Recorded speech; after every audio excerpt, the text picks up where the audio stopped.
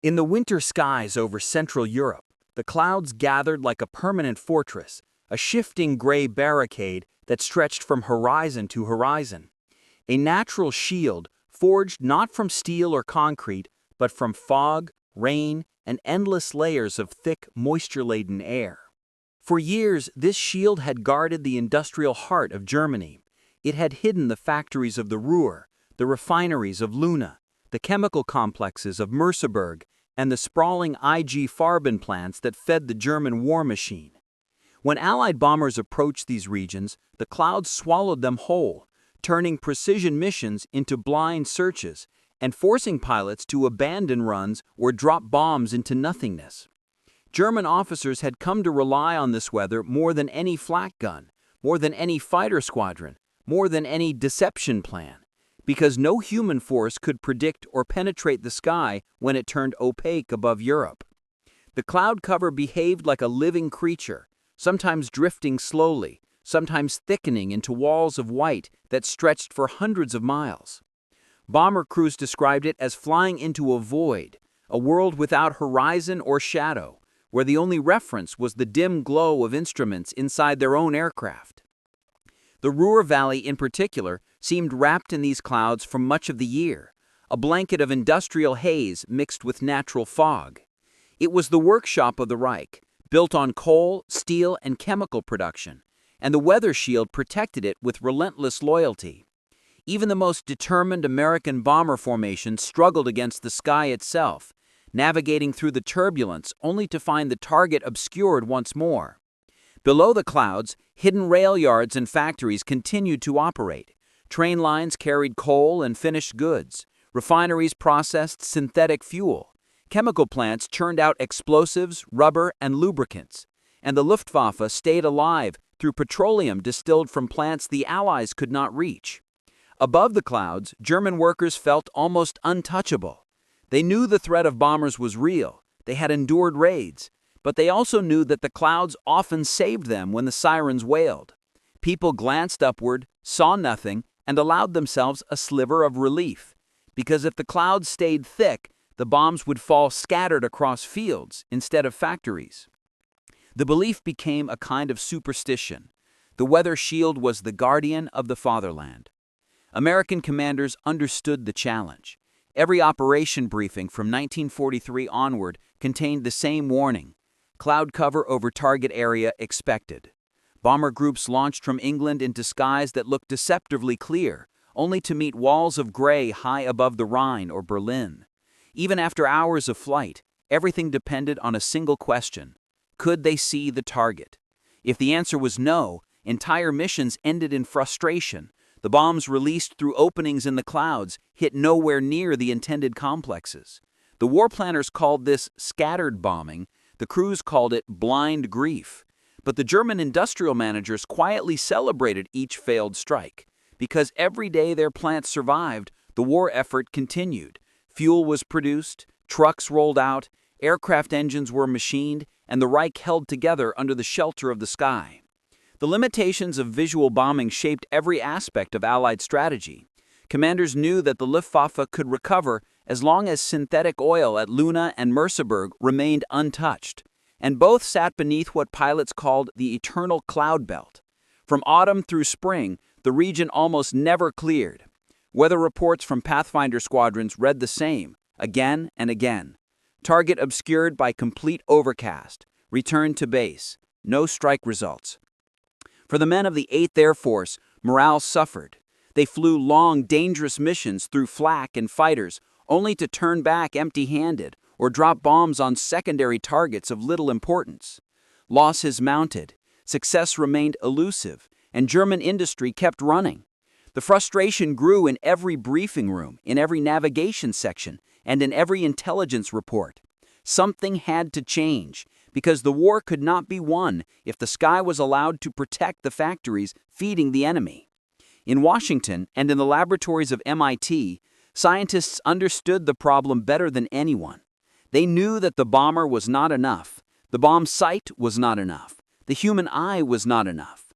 The only solution was to give aircraft a new kind of vision, not dependent on sunlight or shadows or open skies. a vision that could pierce the weather itself. For months, engineers worked with quiet urgency, testing frequencies, calibrating antennas, building prototypes inside the radiation laboratory. They believed that radar could be used not only for navigation and interception, but for bombing itself. If a radar could read the shape of a coastline, maybe it could read the shape of a factory silhouetted under cloud cover. The idea was radical, the application uncertain, but the war demanded answers, and the demand grew louder with each failed raid. Eventually, the scientists produced a device small enough to fit into a bomber, powerful enough to detect ground features, and precise enough to guide a bomb run even when the pilot could not see more than a few meters ahead. This machine would become known as H2X, a radar operating in the X band, capable of painting ghostly but recognizable images of terrain on a circular screen. The bombers would fly not by sight but by signal, not by sunlight but by reflection, not by maps but by electronic echoes. And if H2X worked, the clouds that had guarded the Ruhr and Berlin for years would become meaningless. The first crews chosen to test the device were skeptical. Radar inside a bomber seemed almost like witchcraft, but when they switched it on during a training flight, the screen lit up, revealing coastlines, rivers, and large cities as glowing shapes. Even through thick cloud layers, the radar saw it all, and in that moment, a realization swept through the cabin. The weather shield was about to break. The bombers would no longer turn back, no longer scatter bombs blindly, no longer wait for clear skies. The sky itself would no longer matter. And for the first time, the German industrial fortress, built beneath the clouds, felt vulnerable. The era of radar bombing had begun, and the weather that once protected a nation would soon offer it no shelter at all. The arrival of H2X on British airfields did not look like the arrival of a weapon that would alter the war. No sirens, no fanfare, no officers gathered in ceremony. Instead, a small team of American technicians rolled out a crate marked with simple stencils, a square metal housing, cables, an odd rotating dish, and a set of manuals thicker than a pilot training binder.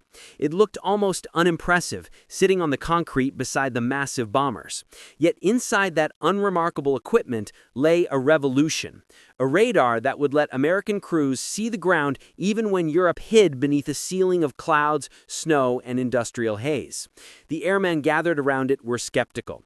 They had flown too many missions swallowed by weather, pored over too many failed mission reports, and listened to too many briefings that ended with the same bitter words, "Mission abandoned due to overcast." To them, the sky had become the real enemy, not the Luftwaffe, not the flak batteries, but the clouds that clung stubbornly to the Ruhr, Berlin, Merseburg, and the entire industrial spine of Germany. That shield of vapor had defeated more American raids than any fighter squadron ever had. So when the technicians began explaining how H2X worked, many of the pilots and navigators folded their arms and exchanged doubtful looks. The device would emit pulses of energy. These pulses would bounce off the ground, even through clouds, and the reflections would appear on a circular screen. As bright or dark patches, rivers, cities, factories, and rail yards would take shape as ghostly radar shadows. The navigator would read the radar screen, just as he read a map, and the bombardier would release the bombs based on the glowing outlines, instead of using his eyes. It sounded like magic, but the war had already shown that magic could be made by scientists who refused to accept limitations. After the short lecture, the technicians installed H2X on one of the Pathfinder aircraft, a specially modified B-17 fitted with additional navigation equipment, heavy wiring, and a console where the radar operator sat. The rest of the crew climbed aboard, watching with curiosity as the system powered up for the first time. Inside the bomber, the screen sprang to life, a circular scope glowing green in the darkened cabin. At first, the image flickered, then slowly stabilized, forming hazy but distinct patterns as the aircraft rose into a training flight above the storm clouds that blanketed the English countryside. The pilot flew straight into the overcast sky. The world outside vanished, swallowed in a cold gray void. The cockpit windows showed nothing but shifting mist, and the instruments trembled from turbulence. But in the navigation cabin, the radar operator leaned over his glowing scope and smiled. He pointed to a curved line glowing gently along the perimeter of the display. "That is the coast," he said, and the navigator stared in disbelief. The coastline was invisible through the clouds, but perfectly visible on the radar screen.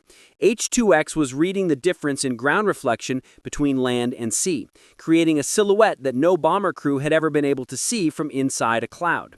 Then more shapes emerged, faint islands outlined by reflection differences, patches of light showing cities, dark zones showing forest or water, a network of dots marking rail yards and industrial zones.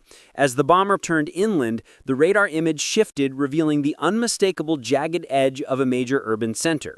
Even through complete overcast, the crew gasped. It was London, glowing on the radar scope like a ghostly constellation, invisible to the eye but clear to the machine. The pilot flew deeper into the clouds on purpose, testing the system. The bombardier entered the cabin, staring at the display, unable to believe that he could now aim bombs without ever seeing the target. He had spent his career dependent on visibility. Now visibility no longer mattered. When the bomber returned to base, the briefing room filled with an excitement that had not existed for months. Suddenly, the war felt solvable. The eternal frustration of blind bombing lifted. The crew felt as though they had been given a new sense, a new form of sight that worked even when nature took everything else away. The commanders took note. The Pathfinder squadrons would be equipped with H2X immediately, and soon entire bomber streams could be guided into enemy territory, even in total cloud cover. The H2X units were installed into lead aircraft one by one, each dish carefully tuned, each operator trained in the peculiar art of reading glowing shapes on a screen and deciding where the bomb line would be drawn. The Germans had long believed that weather would save them. Every intelligence report emphasized the same truth. The Allies cannot hit factories in the Ruhr during the winter. The clouds protect everything. But that belief was about to shatter. The first combat test of H2X came during a mission over the Ruhr Valley, an area pilots called the Black Pit, because no matter the season, the region seemed to drown itself in fog, smoke, and industrial haze. The bombers took off into a thick morning overcast, climbing through sheets of moisture, their wings icing, their engines growling against the cold. At 20,000 feet, the world outside remained a blank white void. Flak guns below fired blindly, guided only by sound and guesswork. But the Pathfinder crew had no uncertainty. The radar scope lit up again, faint patterns forming beneath them. The Ruhr River winding like a glowing thread, factories appearing as bright clusters, the synthetic oil facility at Leuna rising on the scope like a dark geometric monolith. Clouds meant nothing now. The pilot flew as if the sky were clear. The bombardier entered the crosshair with radar readings, and the lead bomber dropped its load. The formation behind released their bombs in disciplined sequence, letting hundreds of explosive charges fall through the clouds, guided by nothing but the radar image below. On that day, the Germans in the valley looked upward, expecting cloud cover to save them again. But the bombs fell accurately, crushing rail lines, ripping apart processing towers, igniting tanks of synthetic fuel, and sending pillars of smoke curling into the same clouds that had once protected them. Back in England, the commanders stared at the mission results. For years, the Ruhr had been nearly invincible, except on rare clear days. Now, a strike force had hit it through complete overcast, and hit it well. It was the moment the weather shield cracked forever. From then on, H2X Pathfinders became the spearhead of every major strategic bombing mission. No more canceled operations, no more wasted sorties, no more turning back over the channel. The bombers now possessed a new eye, an electronic eye that saw through weather, darkness, and deception. And with each new raid, Germany's industrial heart began to tremble. The Reich had never feared technology as much as it did now, because the sky had turned against them, and the clouds no longer offered shelter. The first true test of H2X came not in training skies over England, but in the thick, brutal overcast that had shielded the German heartland for years. When the bomber stream crossed the Dutch coastline on a cold, gray morning in early 1944, the crews felt that familiar sense of futility. Clouds stretched from horizon to horizon. The sun was a pale smear above them, the world below completely erased in white. Yet this time, there was no tension in the cockpit, no desperate hoping for sudden clear patches, no nervous glances between pilot and bombardier. They had H2X, glowing steadily in the navigation cabin, a quiet, unblinking eye ready to pierce the void. The Pathfinder B-17 held the lead position, its radar operator huddled over the round screen, adjusting gain and range knobs with delicate precision. Static flickered, shapes pulsed, and then slowly a pattern emerged. Faint at first, like a fingerprint pressed into fog, but growing sharper with each sweep. Roads, rail lines, rivers, and clusters of industrial buildings appeared as bright contrasts against the darker landscape. The bombardier leaned over the operator's shoulder, his breath slow, controlled. This was the moment that would decide whether radar bombing was a miracle or a myth. The German industrial city of Essen lay ahead, hidden beneath a lid of cloud so thick that even flat bursts would disappear into it. The Krupp Steel Works, one of the most vital industrial complexes in Europe, had survived countless raids in 1943 because weather spared it more often than guns or fighters did. But now, the glowing radar silhouette on the H2X screen outlined its presence, unmistakably. A large, bright cluster surrounded by darker areas. The city's signature shape. The bombardier set his tables, aligned the image, and waited for the release point. The pilot flew steady, trusting the radar operator rather than his own eyes. The formation followed behind, engines roaring in synchronized rhythm, invisible to the land below, but guided by the electronic ghost map on the Pathfinder screen. The first bombs dropped, falling through miles of cloud, silent until the moment they broke through and crashed into steel furnaces, machine shops, and rail yards. Germans on the ground ran outside, hearing explosions, but seeing nothing falling from above. The sky looked unchanged, but destruction rained from it.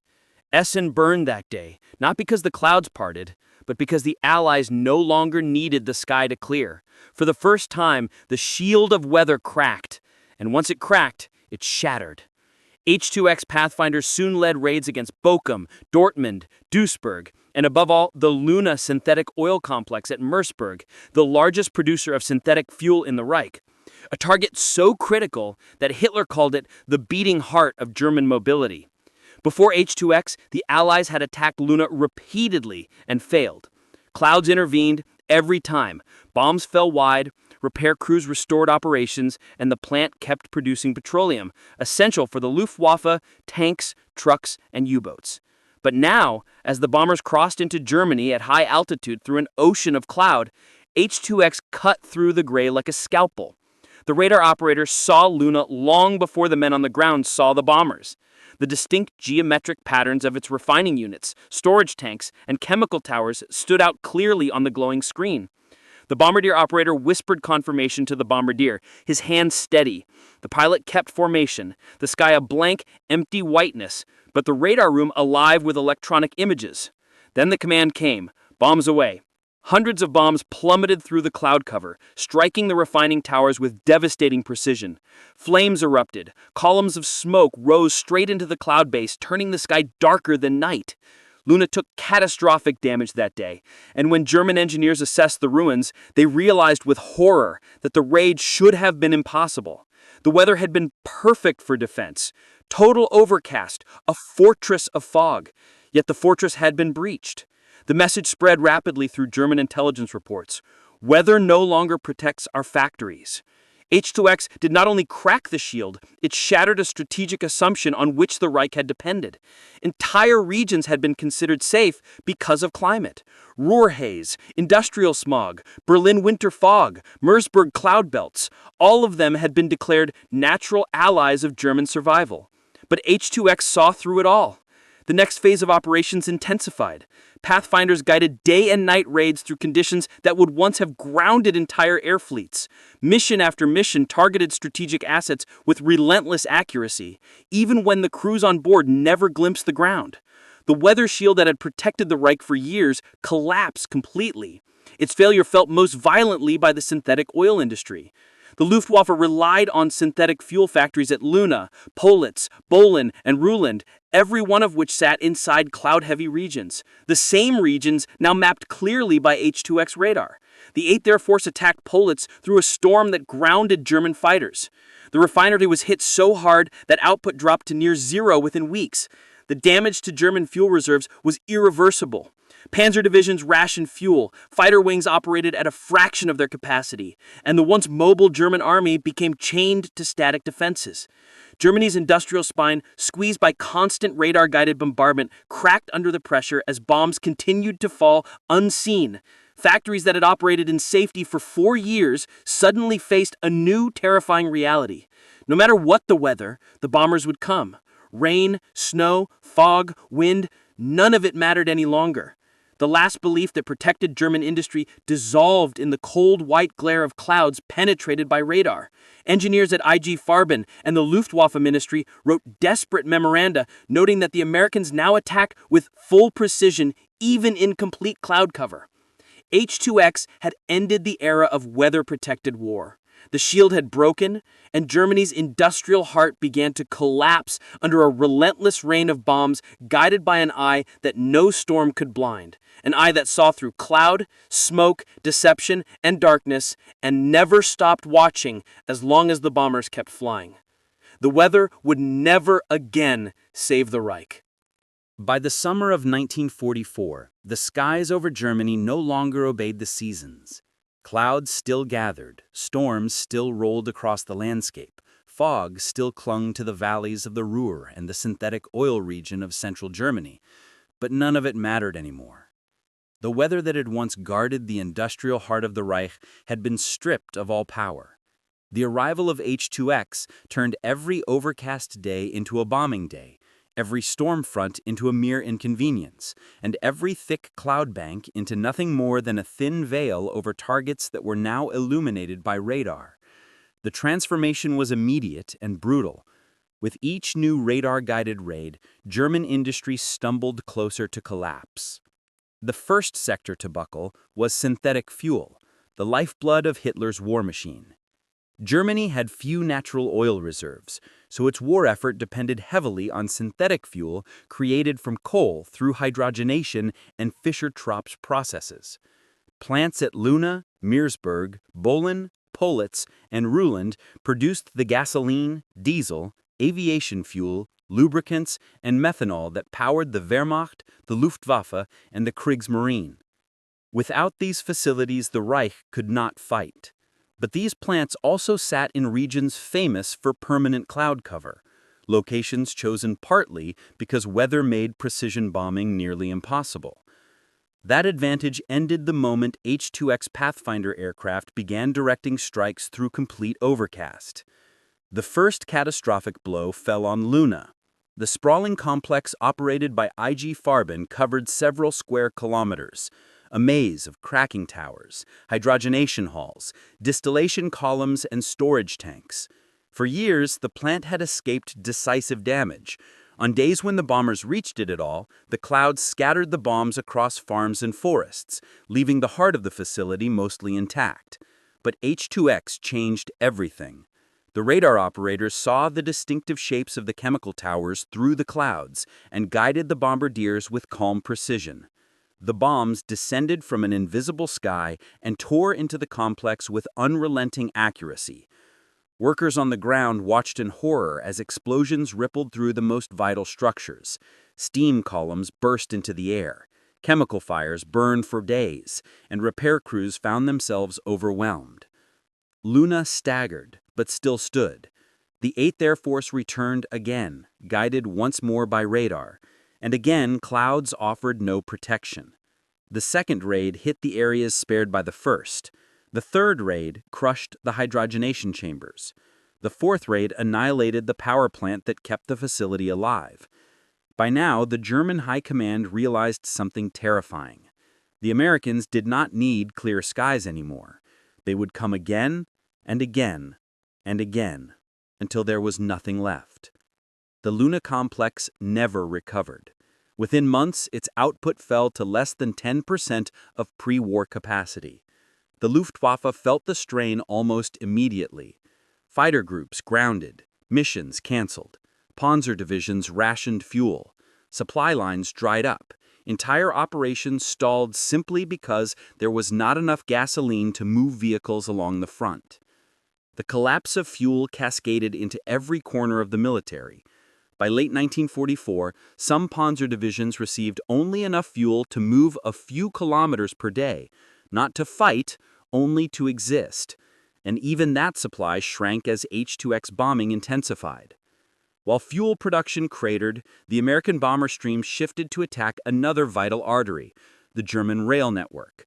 Germany relied heavily on trains to move coal, fuel, troops, and anything required by the war economy. The rail centers at Hanover, Bremen, Nuremberg, Munich, Dresden, and especially the Ruhr were essential to keeping the industry alive. But every one of these rail hubs lay in regions covered in overcast through most of the year.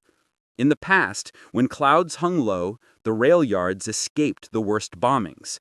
But with H2X, those same rail yards appeared clearly as bright clusters on radar screens. The operators could see the long lines of tracks, the shapes of freight yards, the reflective surfaces of switching towers, and the outlines of roundhouses and locomotive depots. Thick cloud meant nothing to the radar. The Pathfinder aircraft lined up the radar images with target coordinates, and the bombers behind released wave after wave of destruction. One raid shattered the Ruhr rail hubs, reducing switching yards to tangled scrap. Another raid isolated the city of Leipzig, cutting lines that fed factories on the Eastern Front. A third raid destroyed junctions near Bremen, disrupting coal shipments to the north.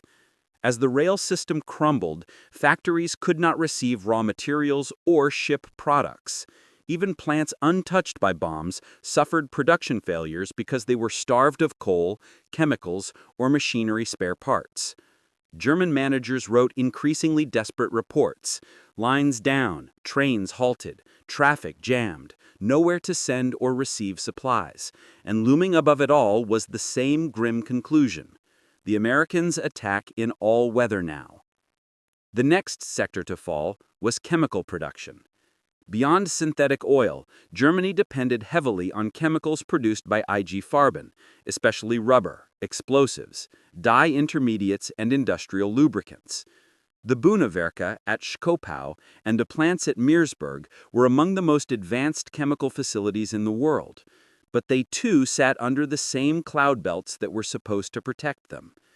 H2X turned those clouds into a perfect cover for Allied aircraft, which could strike without being seen below.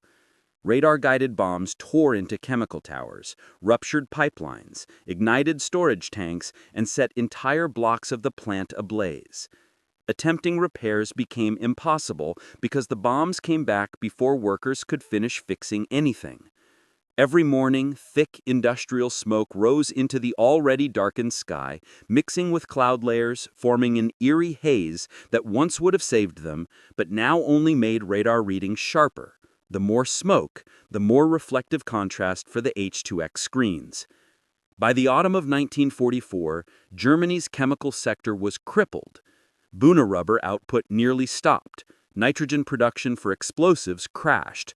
Methanol and butol production dropped to a fraction of required amounts, and high-grade lubricants essential for aircraft engines became impossible to produce in adequate quantity.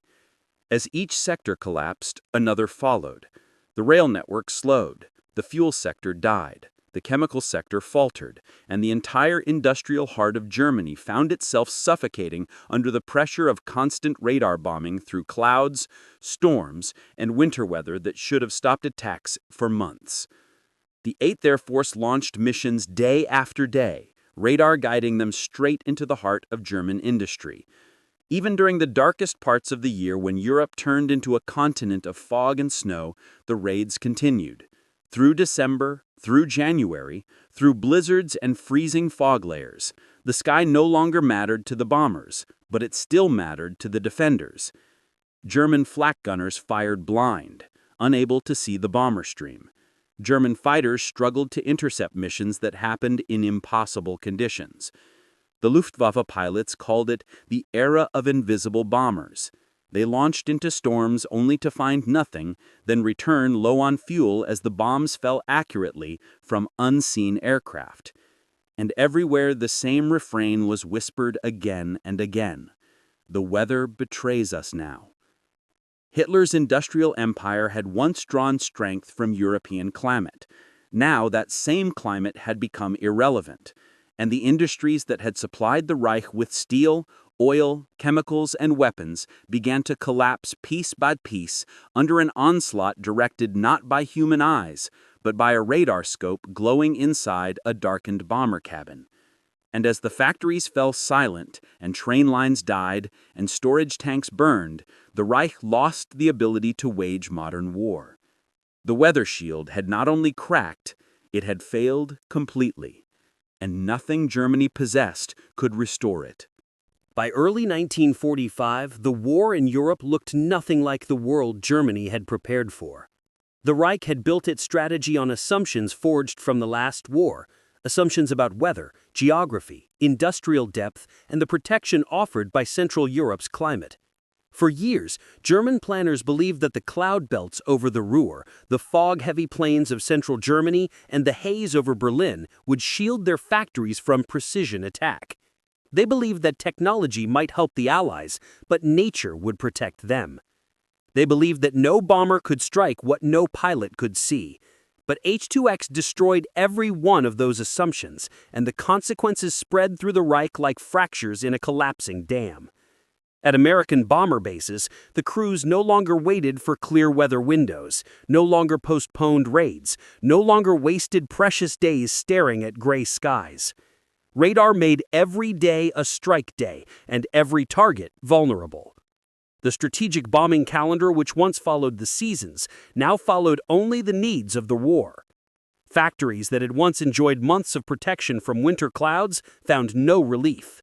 Chemical plants, synthetic oil refineries, ball-bearing factories, locomotive works, marshalling yards, aircraft assembly halls, all of them were hit again and again and again, through storms, through fog, through blizzards, and always with enough accuracy to destroy what mattered most. Germans on the ground began to understand long before high command admitted it. The weather no longer belonged to them. The mists over the Ruhr had been their comfort, the low stratus clouds over Merseburg their silent defender, the deep winter fog over Berlin their last shield. But the bombers still came, guided by a machine that cared nothing for rain or snow or darkness. The psychological impact was immense. Workers once reassured by bad weather now trembled at the sound of distant engines. They no longer believed the sky could save them, because the bombs fell anyway, even when the sky was a featureless curtain of gray. More than a military collapse, Germany faced the collapse of its faith in the one protector it never had to pay for, the protector that never slept, never ran out of ammunition, and never betrayed it until H2X arrived. The radar inside each Pathfinder aircraft became the architect of the Reich's industrial downfall. Each glowing screen wrote another line in Germany's obituary. The synthetic fuel system shattered first, then the rail network, then the chemical industry, then the steelworks, then the remaining aircraft factories. One by one, the pillars of German war production dissolved into rubble under the weight of constant bombardment. And by removing the barrier of weather, the Allies forced the Reich into a war pace it could not survive. German engineers and officers documented the change in increasingly desperate memoranda. The Americans now attack in all conditions, attacks no longer limited by weather. Continuous pressure, unsustainable repair cycles. Without pause, production impossible under repeated radar-directed bombing. Reports compiled after the war confirmed what the bomb damage surveys later called the irreversible collapse of German industry. In truth, the collapse had begun the moment H2X Pathfinder started guiding bomber streams through thick cloud, turning the natural world itself into an ally of the United States, while betraying the Germany that once relied upon it. But the significance of H2X extended far beyond the factories it destroyed. It marked a turning point, the dawn of a new kind of warfare, the beginning of the era where information defeated terrain, where sensors defeated weather, and where electronics dictated the shape of battle in ways no general could command without them. The radar that saw through clouds became the ancestor of technologies that would dominate the century. Surface mapping radar for Cold War bombers, terrain-following radar for low-altitude penetration missions, synthetic aperture radar for reconnaissance, and eventually the precision navigation systems that guide modern aircraft across the globe. In the closing months of the war, bomber crews spoke about H2X with a kind of reverence. They had seen how it transformed missions, how it removed the helplessness of flying blind, how it turned guesswork into certainty. Many described it as gaining a second sight, a calm, unblinking clarity that cut through the chaos of winter skies. Veterans later recalled the moment they first trusted the ghostly radar images, the way the rivers lit up, the way cities glowed, the way factories stood out as bright scars on the darkened display. And they remembered how it felt to know that even when they could not see their enemy could no longer hide from them. And in Germany, long after the bombs stopped falling and the radar signals faded into peace, German industrial managers and surviving engineers admitted their astonishment. H2X was the end of our protection, one said. Another concluded that the Americans removed weather from the equation entirely. A third wrote that the collapse of the synthetic fuel system was due not only to bombs, but to the fact that they could strike us every day, rain or snow. It was the first time in history that weather had ceased to matter in strategic bombing, and the last time any nation relied on weather as a barrier in war. When the war finally ended, the radar sets were switched off. The Pathfinder aircraft parked silent along English runways, and the clouds drifted once again across Europe, unchanged but no longer feared. The weather shield was broken, shattered by an electronic eye that saw through clouds, darkness, and storms, and in doing so helped bring an empire to its knees. The H2X radar did not drop bombs, did not fire guns, and did not command fleets, but it made everything else possible. It closed the skies around the Reich, removed the last natural protection Germany possessed, and accelerated the collapse of an industrial machine that had once seemed untouchable. By piercing the clouds, H2X pierced the myth of German invulnerability, and with every radar-guided strike, it brought the war closer to its end. The weather shield was gone forever, and in its place stood a new truth.